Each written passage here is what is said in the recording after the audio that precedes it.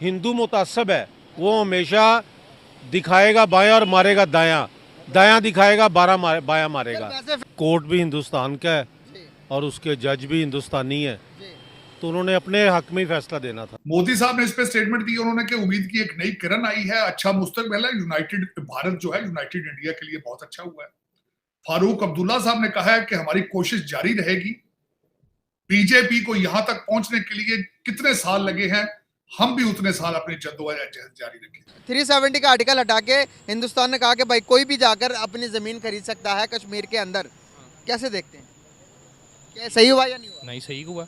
सही हुआ। वो हमारा है ही हिस्सा, तो हम क्यों नहीं खरीद सकते वहाँ पे? और भाई हम नहीं, इंडिया खरीदेगा, इंडिया के लोग आकर उनके पास जो कश्मीर है, इंडिया साइड जो कश्मीर है, वहां पर वो जमीनें खरीदेंगे। इंडिया खरीदेगा तो वो तो सही नहीं हुआ ना, हिस्सा तो भारत में ऐसा क्या कर दिया जाए कि जो यहाँ पे पाकिस्तानियों को ऐसा लगे कि भाई यहाँ पे मुसलमानों के साथ न्याय होता है, और कश्मीर में ऐसा क्या कर दिया जाए कि पाकिस्तानी जो कश्मीरी लोग हैं और प्लस पाकिस्तानी लोग हैं उनको लगे कि न्याय होगा।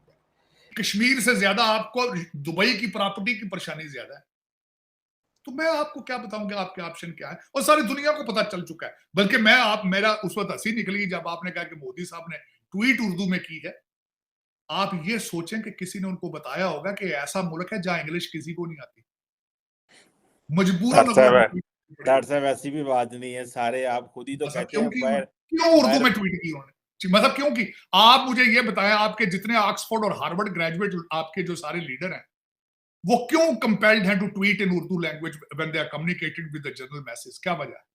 नमस्कार दोस्तों, आप सभी का स्वागत है हमारे YouTube चैनल पर। दोस्तों, इस वीडियो को बिना स्किप किए लास्ट तक जरूर देखना और ओरिजिनल वीडियो के लिंक आपको डिस्क्रिप्शन में मिल जाएंगे, तो उनके चैनल को भी विजिट जरूर करना और हमें भी सब्सक्राइब जरूर कर लेना। 370 का आर्टिकल जो इंडिया ने हटाया था, 370 का आर्टिकल हटाने के बाद अभी की जो वहाँ की जो सुप्रीम कोर्ट है उसने सुना कि इस बारे में क्या कोई दूसरी राय हो सकती है या नहीं, लेकिन सुप्रीम कोर्ट ने सारे सुमात करने के बाद कहा कि जो 370 का आर्टिकल है बहुत अच्छा किया हटाने के बाद। कश्मीर पहले ही इंडिया का पार्ट था और मज़ीद उन्होंने इसके ऊपर अपनी ज़्यादा कंट्रीब्यूशन, उसने कहा कि भाई बहुत अच्छा किया 370 का आर्टिकल हटाने के बाद, कश्मीर पहले ही हमारा पार्ट था। क्या कहेंगे इसके बारे में? मेरा ताल्लुक आज़ाद कश्मीर से है। अच्छा, कौन से इस रीजन से? चाल सेक्टर से। अच्छा, तो इंडिया की जो बर्बरियत है वो तो आप के सामने है और तारीख भी इसकी गवाह है। तो जो कश्मीर है वो अक़वाम मुत्तहिदा की करारदादों के मुताबिक एक आज़ाद और ख़ुद मुख्तार मुल्क होना चाहिए। अच्छा। और जो इंडिया कर रहा है वो सरासर ज़्यादती है, वो उसकी बर्बरियत है। अच्छा जी सर, जिस तरह से अगर हम बात करें, इंडिया ने आपने कहा कि बर्बरियत जुल्म है, तो आपके रीजन, आपके कुछ रिलेटिव रहते हैं वहाँ पर उस तरफ, दूसरी तरफ? वो हमारे कुछ रिलेटिव मुझे नहीं पता कि वो रहते हैं, लेकिन बेसिकली चूँकि हम आज़ाद कश्मीर से हैं, एक बॉर्डर लाइन पे रहने वाले हैं, तो वहाँ के कोई बेशुमार लोगों को जो रिलेटिव्स हैं जो मकबूजा कश्मीर में हैं, तो वो आते रहते हैं, उनसे हमें पता चलता रहता है। उनसे आपको क्या पता चलता है कि वहाँ के अगर हालात पूछें, जो तामीराती हालात, अगर डेवलपमेंट के लिहाज से अगर हम बात करें, अगर हम ज़िंदगी की सहूलियात की बात करें, तो क्या हमारी तरफ के कश्मीरियों को ज़्यादा मिल रहा है या उनकी तरफ को मिल रहा है? आपने फैक्ट्स पे बात करनी है। देखें जी, जो फैक्ट्स हैं उसके मुताबिक अगर एक बंदे को मजहबी आज़ादी हासिल ना हो और उसको आप अगर सारी नेमतें भी दे दें, तो मेरा ख्याल है ये नेमतें बिल उसके मुकाबले में बिल्कुल कुछ भी नहीं है। अच्छा, जब आपके ख्याल देखें, जब हमारा पाकिस्तान बना तो पाकिस्तान एक मजहबी बुनियाद पे बना, और अल्लामा इकबाल साहब ने कहा कि मेरी राय है कि एक आज़ाद और ख़ुद मुख्तार इस्लामी मुल्क होना चाहिए जहाँ लोग इस्लामी उसूलों के मुताबिक अपनी ज़िंदगी गुजार सकें। सही हो गया। तो जब वहाँ के नौजवानों को मस्जिदों से पकड़ कर ले जाते हैं और तशद्दुद का निशाना करते हैं, आपने देखा वो बाबरी मस्जिद को शहीद किया और दीगर जो है ना वो उनको अक़लियत डिक्लेयर करके उनके साथ जो नारवा सलूक किया जाता है, ये एक बहुत बड़ा अफसोसनाक है और हम इसकी मजम्मत करते हैं। बात यह है कि वो कोर्ट भी हिंदुस्तान का है और उसके जज भी हिंदुस्तानी है, तो उन्होंने अपने हक में ही फैसला देना था। तो आपको क्या लगता है कि फैसला क्या होना चाहिए? फैसला जिस एग्रीमेंट को, जो बेस थी असल में, जिस बेस पे एग्रीमेंट हुआ था कश्मीरियों के साथ, वही बेस रहनी चाहिए और उसी को बहाल करना चाहिए। सर, पहले बेस वो राजा हरी सिंह की बात करते हैं कि राजा हरी सिंह ने डॉक्यूमेंट्स के थ्रू इंडिया का नाम कर दिया था कश्मीर को, इसको कैसे देखते हैं आप? इंडिया के नाम कर दिया था, लेकिन क्योंकि इंडिया में जमहूरियत आ गई ना, जी।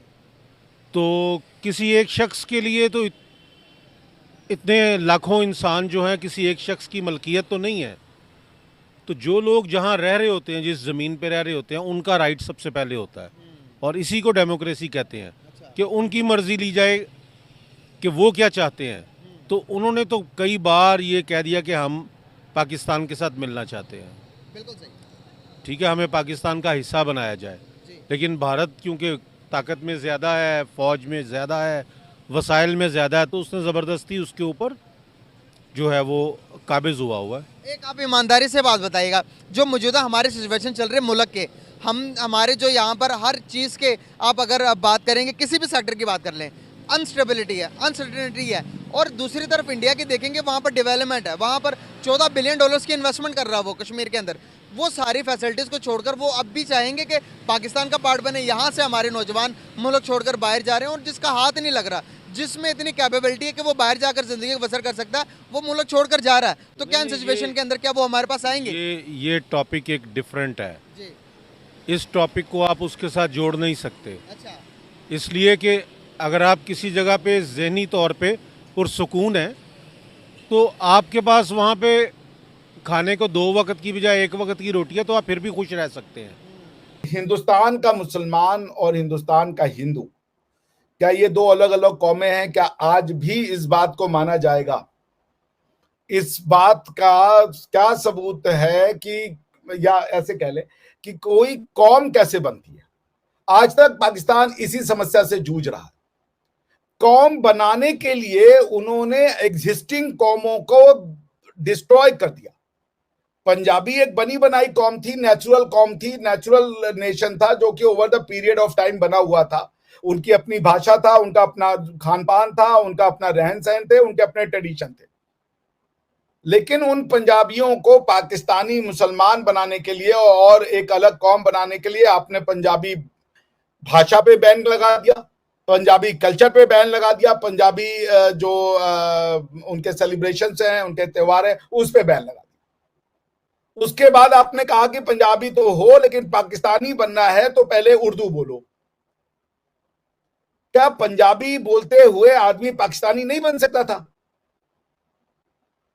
तो टू नेशन थ्योरी की वजह से इन्होंने पहले तो ये किया कि कल्चर का जो क्लेम था वो इस आधार पे था कि रिलीजन अलग है। अगर रिलीजन अलग हो जाता है तो कल्चर भी अलग हो जाता है। ये तो मेरे नहीं समझ में आई। कल को मैं क्रिश्चियन बन जाऊं तो क्या मेरा जो यहाँ का कल्चर है वो क्रिश्चियन कल्चर बन जाएगा? नहीं होता है भाई ऐसे।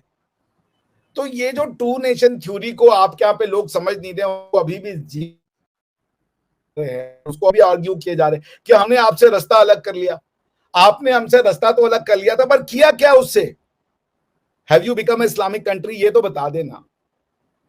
आप अगर एक महिला होकर के टीवी पे आ रही हैं, आप अबाया नहीं ले रही हैं, आप गैर महरम के बिना आप आ रही हैं, तो आप इस्लामिक लॉ में तो नहीं विश्वास कर रही हैं।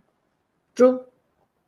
तो फिर ये क्यों ये सब? आप टू नेशन थ्योरी का क्या मैनिफेस्टेशन है? आप इस्लाम को भी एक्सेप्ट नहीं कर रही हो, आप मतलब पाकिस्तानी इस्लाम को भी एक्सेप्ट नहीं कर रहे हैं, टीटीपी से लड़े पड़े। आज मैंने सुना कि टीटीपी ने कहीं पे आपके डेरा इस्माइल खान में 23-24 लोगों को फिर से मार दिया। तो पॉइंट ये है कि आपने ये जो टू नेशन थ्योरी लगाई कि हम मुसलमान, भारत का मुसलमान, भारत के हिंदू से एक अलग कौम है, इसका क्या अभी तक अचीवमेंट है सिवाय इसके कि आपने सबको ये पढ़ा दिया कि हिंदू जो है वो गाय का मूत्र पीता है और हिंदू जो है वो गोबर खाता है? इसके अलावा क्या आपकी अचीवमेंट है? कोई अचीवमेंट आज तक तो मुझे नहीं दिखी सिवाय कि नफरत होने के। न तो आप इस्लामिक सर, इस्लाम में भी तो सब अलग अलग अपने अपने तरीके से रहते हैं ना। अरब कंट्रीज कोई और तरीका है, टर्की में कुछ और है, टर्की में आधा टर्की मॉडर्न तरीके से रहता है, आधा किसी और तरीके से रहता है। पाकिस्तान में भी ऐसे ही, अगर कोई अबाया पहनना चाहता है पहने, नहीं पहनना चाहता ना पहने। कोई वो नहीं है कि वो अफगानिस्तान की तरह के पहनना ही है नहीं तो कोड़े पड़ेंगे, वो वाला सिस्टम तो नहीं है ना। बिल्कुल सही कह रही है, मगर तुर्की के लोग अपने आप को तुर्की होने पर शर्मिंदा नहीं है। अभी आज मैंने एक लेक्चर दिया कजाकिस्तान और इंडिया के बीच में रिलेशनशिप को लेकर के, जो कि ऑर्गेनाइज किया गया था international information technology university of Kazakhstan. वहां पे जब मैं दिया तो वहां पे जो 3-4 लोग आए थे जिन्होंने प्रेजेंटेशन दिया, उन्होंने सब बार बार कहा कि we are proud nomadic people. तो दोस्तों वीडियो आपको कैसा लगा आप हमें कमेंट में जरूर बताना। अगर आपने इस वीडियो को यहाँ तक देख लिया है तो आपको सब कुछ समझ में आ गया होगा। और दोस्तों ओरिजिनल वीडियो के लिंक आपको डिस्क्रिप्शन में मिल जाएंगे, तो जल्दी से जाकर उन्हें भी सब्सक्राइब कर लेना और हमें भी सब्सक्राइब कर लेना। और इस वीडियो को आगे से आगे तक शेयर जरूर करना। और ये वीडियो अच्छा लगा हो तो वीडियो को लाइक और हमारे चैनल को सब्सक्राइब जरूर कर लेना और घंटे के निशान को भी दबा लेना। जैसे हम वीडियो डालेंगे सबसे पहले आपके पास ही आएगा। और हम मिलेंगे इससे और नए वीडियो में, तब तक के लिए धन्यवाद। जय जवान जय किसान।